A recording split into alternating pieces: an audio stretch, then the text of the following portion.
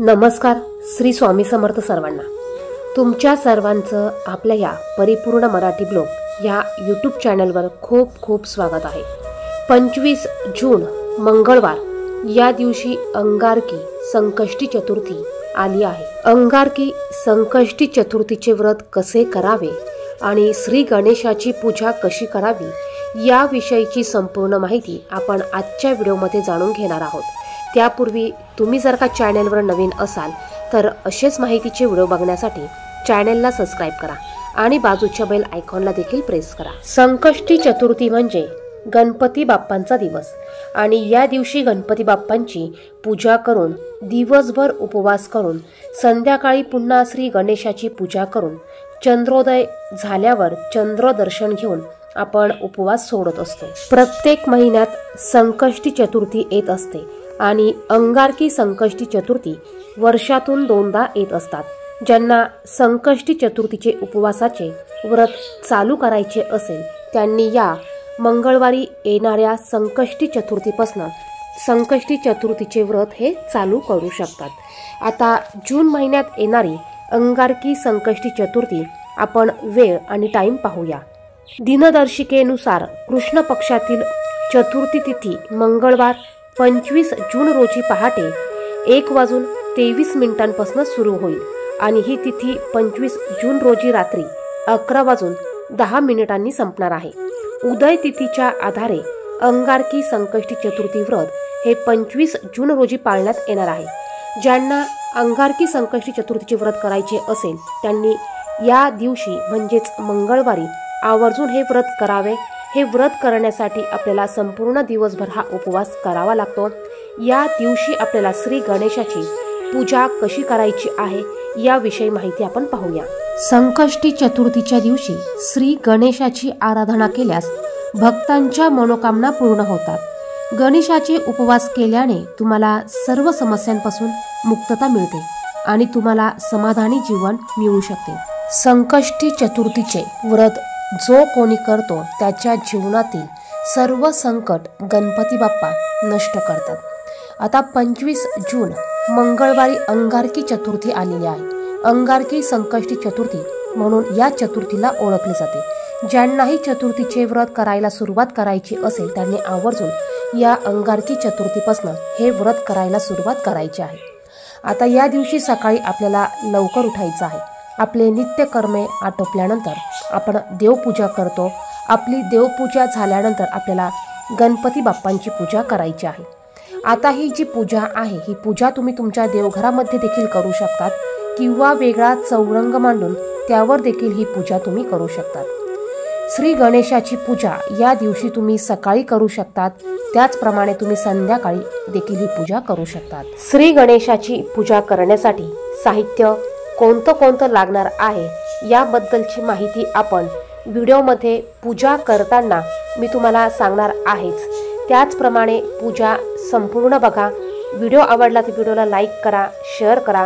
जर का तुम्हाला काही प्रश्न पडले असतील तर तुम्ही ते कमेंट बॉक्समध्ये नक्कीच विचारू शकतात. कमेंट बॉक्समध्ये श्री गणेशाय नमः, श्री स्वामी समर्थ नक्की लिहा. श्री गणेशांची पूजा करण्याची एकदम साधी सोपी पद्धत आहे. आपण घरगुती पद्धतीने ही पूजा करू शकतो. आता यामध्ये जेही काही तुम्हाला मी साहित्य सांगितलेलं असेल त्यामध्ये साहित्य हे कमी जास्त होऊ शकतं. आता तुम्ही जर का तुमची सकाळची देवपूजा झाल्यानंतर ही पूजा करणार असाल आणि तुम्ही पूजेची मांडणी तुमच्या देवघरामध्येच करणार असाल तर तुम्हाला देवघरामध्ये दिवा प्रज्वलित केलेला असताना सुद्धा ह्या पूजेला सुरुवात करण्या अगोदर एक दिवा प्रज्वलित करून घ्यायचा आहे. त्या दिव्याला हळदी कुंकू लावून दिव्याची पूजा करून घ्यायची आहे. दिवा प्रज्वलित करायचा आहे. त्यानंतर एक तामण घ्यायचं आहे. तामणामध्ये थोड्याशा अक्षता ठेवून त्यावर तुम्हाला गणपती बाप्पांची मूर्ती ठेवायची आहे. जर का तुम्ही ही पूजा वेगळ्या चौरंगावर मांडणार असाल तर जिथे पूजा मांडणार आहात ती जागा तुम्हाला स्वच्छ करून घ्यायची आहे. तुम्हाला चौरंग ठेवून चौरंगच्या बाजूला रांगोळी काढायची आहे आणि चौरंगावर एक लाल कपडा अंथरून घ्यायचा आहे. यावर तुम्हाला एका बाजूला थोड्याशा अक्षता ठेवून त्यावर तुम्हाला दिवा ठेवायचा आहे. दिव्याची तुम्हाला हळदी कुंकू वाहून पूजा करून घ्यायची आहे आणि दिवा तुम्हाला प्रज्वलित करून घ्यायचा आहे. यानंतर तुम्ही एक तामण किंवा डिश घेऊन यामध्ये थोड्याशा अक्षता ठेवून गणपती बाप्पांची मूर्ती ठेवून तुम्हाला या पद्धतीने अभिषेक करून घ्यायचा आहे. गणपती बाप्पांच्या मूर्तीवर तुम्हाला सुरुवातीला पाण्याने अभिषेक करून घ्यायचा आहे। यानंतर तुम्हाला पंचामृताने अभिषेक घालून घ्यायचा आहे। पंचामृत नसेल तर तुम्ही दूध घेऊ शकतात, दुधाने तुम्हाला अभिषेक घालून घ्यायचा आहे आणि त्यानंतर तुम्हाला पुन्हा स्वच्छ पाण्याने अभिषेक घालून घ्यायचा आहे। अभिषेक घालण्यासाठी तुम्ही जे काही दूध घेणार आहात किंवा पंचामृत बनवणार आहात यामध्ये तुम्हाला कच्च्या दुधाचा वापर करायचा आहे। कोणत्याही पूजेत अभिषेक करण्यासाठी तुम्हाला तापवलेलं दूध वापरायचं नाही, तर तुम्हाला कच्च्या दुधाचा वापर करायचा असतो। अभिषेक करत असताना तुम्ही श्री गणेशाय नमः, ओम गण गणपते नमः या मंत्राचं नामस्मरण करत जप करत तुम्ही अभिषेक करू शकतात किंवा वक्रतुंड महाकाय सूर्यकोटी समप्रभ निर्विघ्नं कुरु मे देव सर्व कार्येषु सर्वदा, तुम्हाला अशी प्रार्थना सुरुवातीला करून तुम्हाला हा अभिषेक करायला सुरुवात करायची आहे। तुम्हाला जर का गणपती अथर्व शीर्षाचं पठण करायचं असेल, तुम्हाला गणपती अथर्व शीर्ष म्हणता येत असेल तर तुम्ही गणपती अथर्व शीर्षाचं पठण करत गणपती बाप्पांना अभिषेक करू शकतात।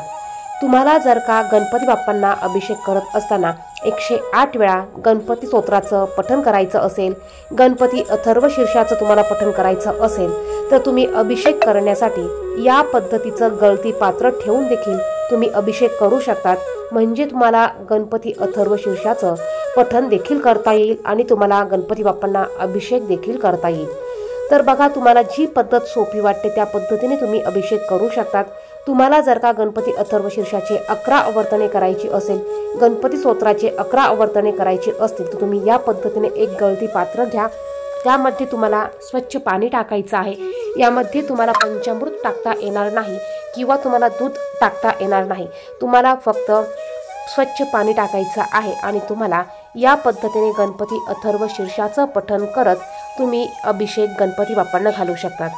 गणपती बाप्पांना अभिषेक घालून झाल्यानंतर तुम्हाला गणपती बाप्पांची मूर्ती उचलून घ्यायची आहे आणि स्वच्छ कपड्याने तुम्हाला पुसून घ्यायची आहे। या ठिकाणी बघा, मी देवघरामध्येच गणपती बाप्पांची पूजा करणार आहे, त्यामुळे मी गणपती बाप्पांची मांडणी देवघरामध्ये केलेली आहे। तुम्ही जिथेही चौरंग ठेवलेला असेल त्या चौरंगावर तुम्हाला ही मूर्ती स्वच्छ कपड्याने पुसून घ्यायची आहे आणि थोड्याशा अक्षदा ठेवून त्या अक्षदांवर तुम्हाला गणपती बाप्पांची मूर्ती ठेवायची आहे। ज्या महिलांचे किंवा ज्यांचे संकष्टी चतुर्थीचे व्रत हे मोडले असतील आणि त्यांना पुन्हा नव्याने संकष्टी चतुर्थीचे व्रत चालू करायचे असेल, त्यांनी या मंगळवारपासून हे व्रत नक्की चालू करू शकतात। आता गणपती बाप्पांची मांडणी इथे मी थोड्याशा अक्षदा ठेवून त्यावर करून घेतली आहे। यानंतर तुम्हाला गणपती बाप्पांना हळदी कुंकू लावून घ्यायचं आहे। तुम्हाला ज्या पद्धतीने तुम्ही इथे पूजा करणार आहात त्याच पद्धतीने तुम्हाला ही पूजा चौरंगावर देखील करायची आहे। गणपती बाप्पांना थोडेसे हळदी कुंकू लावून घ्या। यानंतर गणपती बाप्पांना अक्षदा अर्पण करा। या दिवशी तुम्हाला गणपती बाप्पांना आवर्जून लाल जास्वंदाचं फूल आणि दुर्वा तुम्हाला आवर्जून अर्पण करायचे आहे। बघा, या दिवशी मंगळी अंगारकी चतुर्थी आहे आणि या दिवशी या संकष्टी चतुर्थीला खूप सारे महत्त्व आहे।